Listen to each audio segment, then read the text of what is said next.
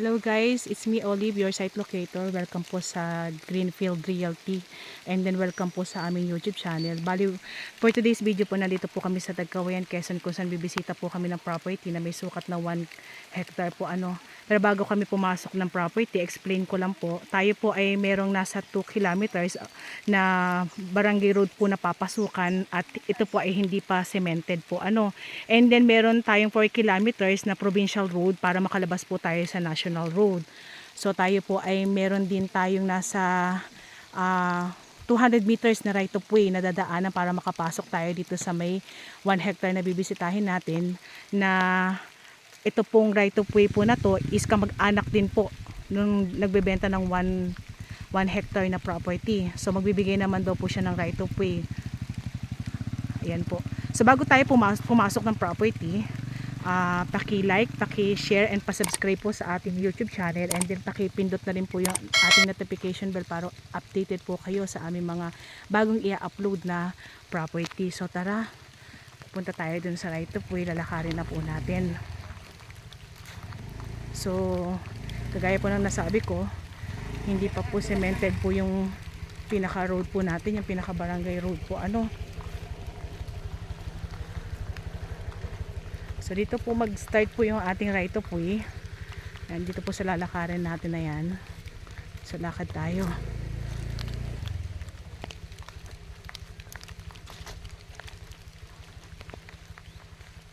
So medyo kapantayan naman po yung pinakalalakaran natin.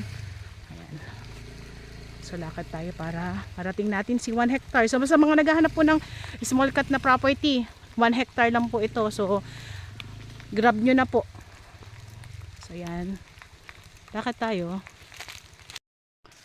Bali yan, lalakarin natin yung right of way po So yun na po yung motor namin, nakapark na doon. Yan, maglalakad tayo ng right of way. Bali ayun po yung pinaka-barangay road po So tara, lakad pa tayo. Ito daw po ay nasa 4 minutes na lakad, right of way. Bali ito pong dinadaanan po natin is isang parsela lang.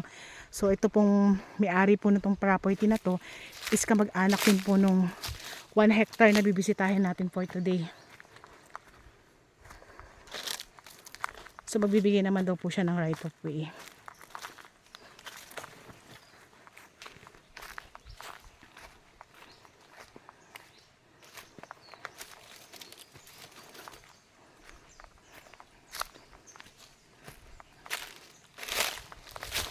Lakad tayo.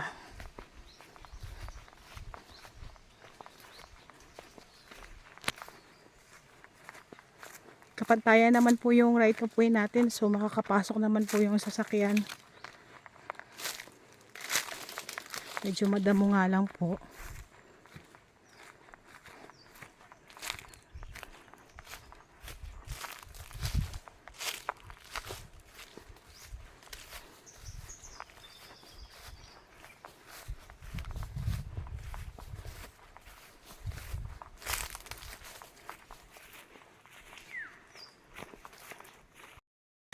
So yan, lalakad pa rin tayo sa right of way. Bali estimated ko po nasa 200 meters po ang ating right of way. So ayun na po yung property. Yan sa may dulo ng aking mga kasama na nilalakaran. Bali Madre Cacao po yung magiging start po ng ating property po So lalapit po tayo. So kapantayan naman po yung daan na nilakaran natin patungo dito. So okay naman po. So yan, dito na po yung pinaka-start. Yan, lalapit tayo.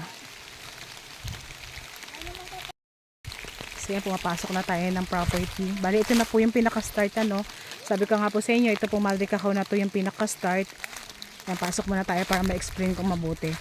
Balik tayo. Kung mapapansin nyo po, meron po mga hile-hilerang mga mahogany dyan sa may gilid po na yan. So yan po yung pinakalanderas. Bali ito po yung sinasabi ko po sa inyo, isang parsela na dadaanan natin na naglakad po tayo nasa 200 meters.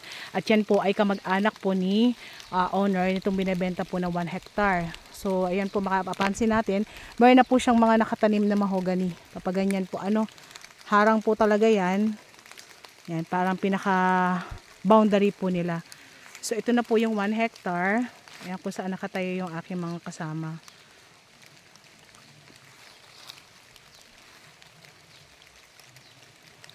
So, pakita muna natin yung pinaka view.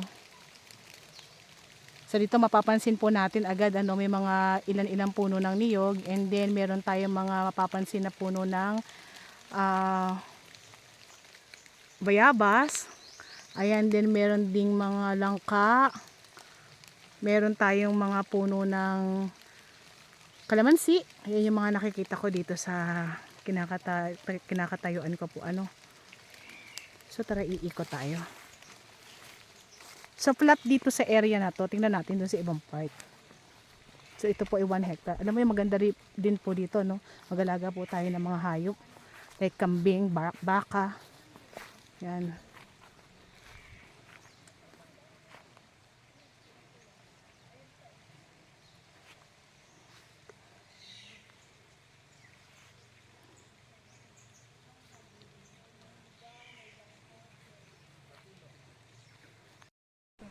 Yan, lakad muna tayo dito sa may part na to, Bali, ito po kasako po to sa property. Kung mapapansin po natin, meron tayong mga ilang puno ng batino, and then meron tayong ilang puno ng mga mahogany. Marami tayong mga hardwood na pwedeng ulingin po dito. Ayan, yun yung mga kahoy na matitigas na yan po, So nasa 10 puno daw po yung ating kalamansi dito sa lugar na ito.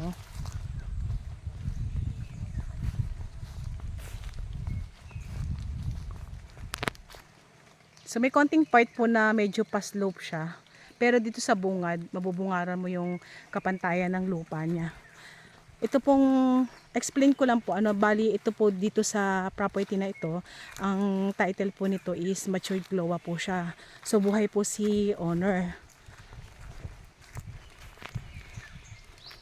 Ayan, may puno tayo ng dalanghita. Yung puno po natin dalanghita is nasa 10 kapuno po siya.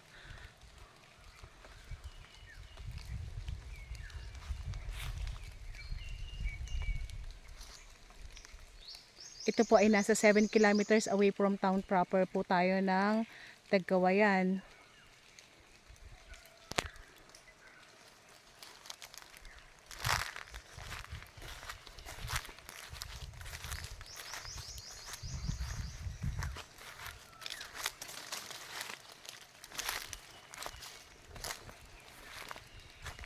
Marami talaga siyang dalanghita. Medyo napabayaan lang po. Kung mapapansin po natin, medyo may kababaan pa siya, pero hindi na siya ganun ka ganda yung katawan. Siguro po dahil nga sabi pong ni guide, hindi na daw po masyadong naaasikaso itong property na ito. Si owner daw po ay nakatira na sa Manila. So hindi niya talaga kayang asikasuhin yung kanyang property, kaya po binebenta na lang po ito. So kapantayan pa rin naman po dito. Ayan, dami mga dalanghita po doon,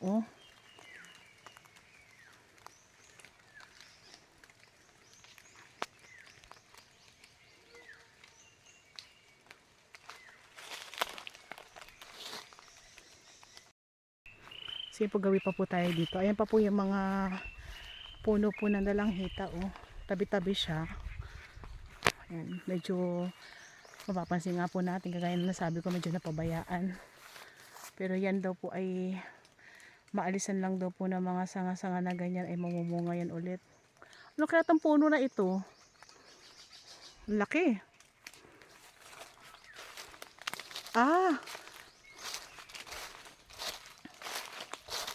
Langka. May 2 puno ng langka. Yan, kasama pa po yan dito sa bentahan po. Yan po ay dating tirahan po ni owner na hindi na po natiran. So nakabaklas na lang po yung pinakayero niya.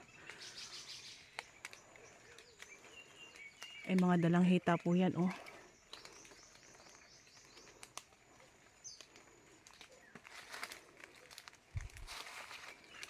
May matigas na kahoy tayo. Hindi ako familiar dyan. So ang lalaking puno ng langka yung nandito sa part na to.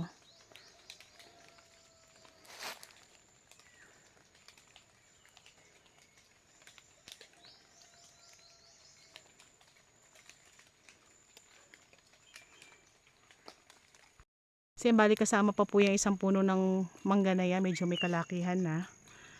And then marami pa rin pong mga puno ng ano ng langka.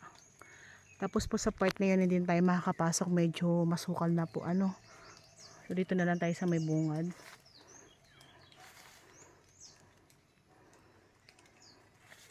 So ulitin ko lang po, ito po ay 1 hectare.